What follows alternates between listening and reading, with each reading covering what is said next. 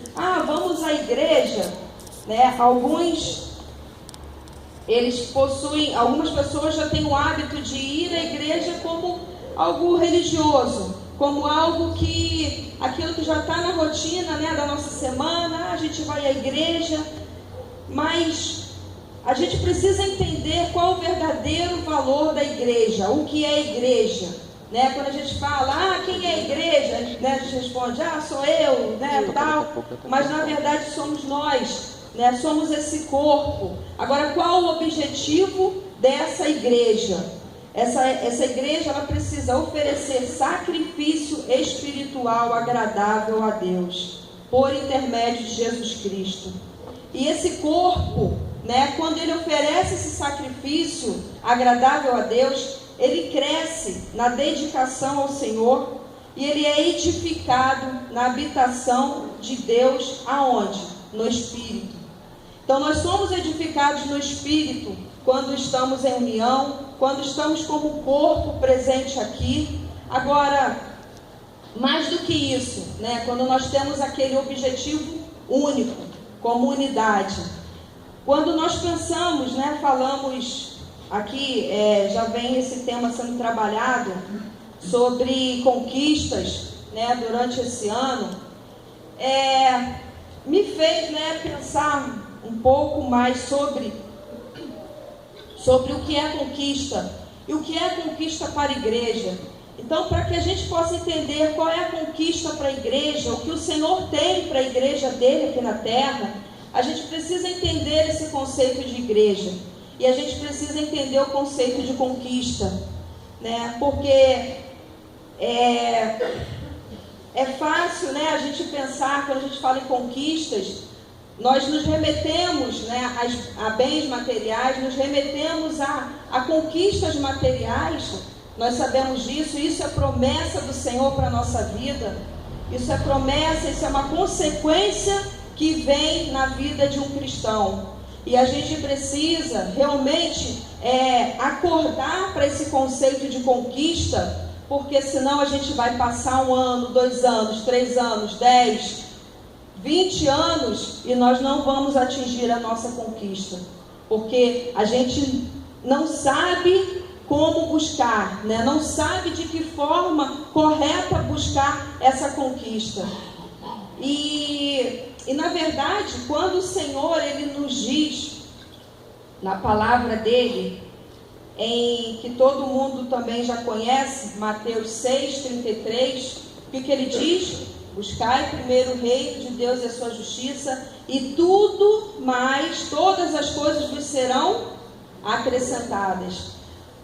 Serão acrescentadas não quer dizer você precisa buscar. O verbo, né, acrescentar quer dizer algo que vai ser incluído, que vai ser adicionado, que vai ser acrescentado na sua vida, vai ser dado, é uma consequência. E não é um objetivo na qual a gente precisa empenhar todos os nossos esforços e se concentrar naquilo para atingir aquele objetivo. Eu quero isso, eu preciso disso.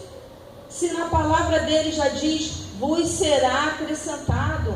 Em Mateus 6,25 ele diz para a gente que a gente não precisa se preocupar nessas coisas, né, se ele trabalha, né, de forma com que os filhos dele vão se vestir, vão ter o que se alimentar. A gente não precisa, né, ficar preso nessa ansiedade. Mas falar isso é fácil, né? Falar isso é fácil, mas não é fácil, né? Porque o Senhor, se Ele deixou aqui a palavra dele, é porque, e nós acreditamos nessa palavra, amém? Então nós vamos conquistar, nós vamos conseguir, porque nós somos filhos de Deus, amém? Então a conquista para você, a gente precisa repensar se é a conquista também que eu sonho para a igreja, né? A igreja como corpo, a igreja como uma unidade. Será que o que eu quero, será que, né, o Senhor diz que nós aqui estamos como uma igreja, né, onde a gente é uma família, A gente precisa caminhar junto, uma casa espiritual. Será que os meus desejos, né, aquilo que eu coloquei ali no papel, é algo que é para mim? É algo que vem satisfazer a minha vontade para que ele representa aquilo que vai ser acrescentado? Será que eu não estou perdendo, né, meus esforços ali? Eu não estou perdendo tempo em lutar, em batalhar, em conseguir coisas que já é de direito para a minha vida?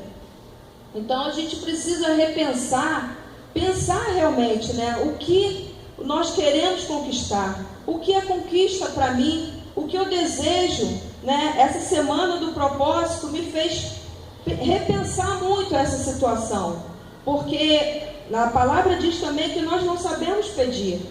Então é complicado sim, quando a gente pensa, Senhor, né? Claro que quero que vocês entendam que isso é diferente de você ter sonhos, né? Sonhos com Deus, mas às vezes nós nos enganamos, nosso coração é enganoso, né? E Ele deseja coisas que, será que seriam melhor para a minha vida?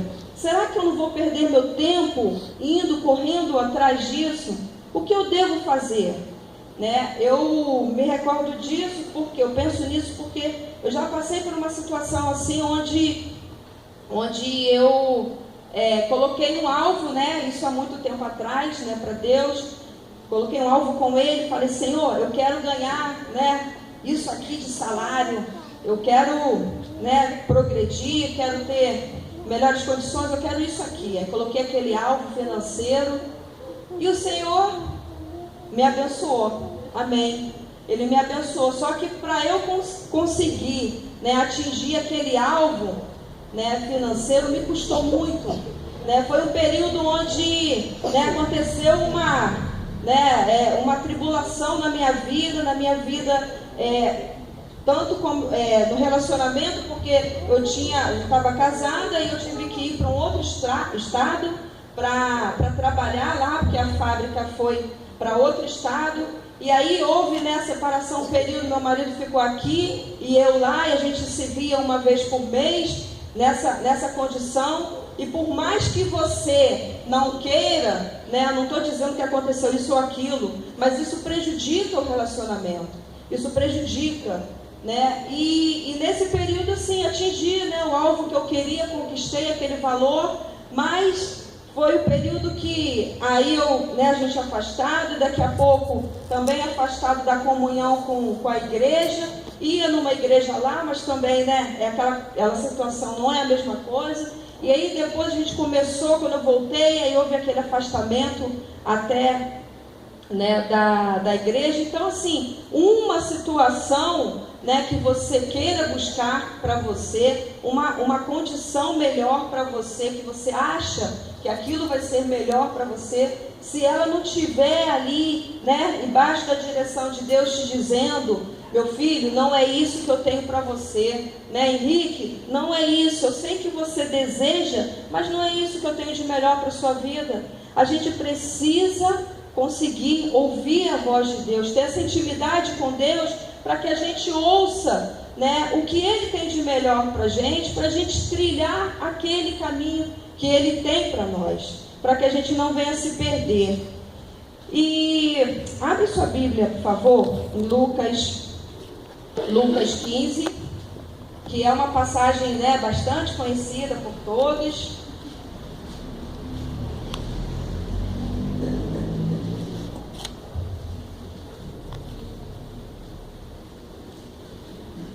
Lucas 15,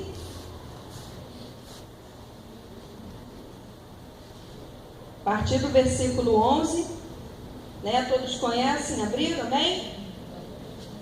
Todos conhecem a passagem, né, a parábola do filho pródigo, né? E no 11, um certo homem tinha 2 filhos, e o mais moço deles disse ao pai, dá-me parte da fazenda que me pertence. E ele repartiu por eles a fazenda. Lá para o 21, vamos pular para o 21. E o filho disse, aí o filho mais velho, o filho mais novo, né, que pediu a parte da pensão dele, da herança, ele foi para o mundo, né, para usufruir daquela bênção que o Senhor, que o pai tinha dado a ele, da parte da herança, e ele gastou, ele teve toda aquela passagem, né, no mundo. E o filho disse: pai, pequei contra o céu e perante ti, e já não sou digno de ser chamado de teu filho. E aí, pulando lá para o 25, e o seu filho mais novo estava no campo, e quando veio e chegou... Mais velho, amém. Glória a Deus, vocês estão lendo, estão ligadinhos, amém. E o seu filho mais velho estava no campo, e quando veio e chegou perto de casa, ouviu a música e as danças. E chamando um dos servos, perguntou-lhe que era aquilo. E ele lhe disse: veio teu irmão, e teu pai matou o bezerro cevado, porque o recebeu são e salvo. Mas ele se indignou e não queria entrar. E saindo o pai, estava com ele. Mas respondendo ele, disse ao pai: eis que te sirvo há tantos anos, sem nunca transgredir o teu mandamento, e nunca me deste um cabrito para alegrar-me com os meus amigos. Vindo, porém, este teu filho, que desperdiçou a tua fazenda com as meretrizes, mataste-lhe o bezerro cevado. E ele lhe disse: filho, tu sempre estás comigo, e todas as minhas coisas são tuas.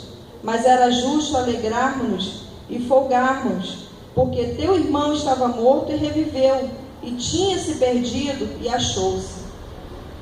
Queridos, aqui a gente conhece bem essa passagem, essa parábola, né? E aqui o que eu vejo assim, de interessante, até com alvo, né? Até trazendo para esse tema de conquista, trazendo para essa realidade que nós vivemos de buscar, o que pedir ao Senhor, né? A gente entra nesse conflito como esse irmão mais velho entrou, né? Vamos deixar de lado a situação do filho mais novo que foi, né, gastar a herança do pai. Vamos nos ater aqui à situação do filho mais velho, que ficou ali com o pai, né? Ele recebeu, o filho mais novo recebeu metade da herança e foi gastar tudo, e o outro filho ficou ali com o pai. E esse filho, o que acontece? Ele ficou com o pai, obedecendo ao pai, né, fazendo todo o trabalho do campo, ali, né, servindo ao pai, né, fazendo tudo que era correto aos olhos, né, do pai. E o que aconteceu? Esse filho, ele ficou ali do lado do pai, mas ele, na verdade, o coração dele, quando a gente viu que quando o filho mais novo voltou, ele mostrou que realmente o coração dele estava apegado ao quê? Às coisas materiais. Apesar do filho mais novo ter ido ao mundo, ter ido para o mundo, mas ele que ficou ali, dizendo que estava servindo, obediente, né, ao pai, o coração dele estava mais impregnado ainda. O coração dele estava amargurado. O coração dele estava impregnado sim com as coisas materiais, porque ele estava apegado àquilo tudo.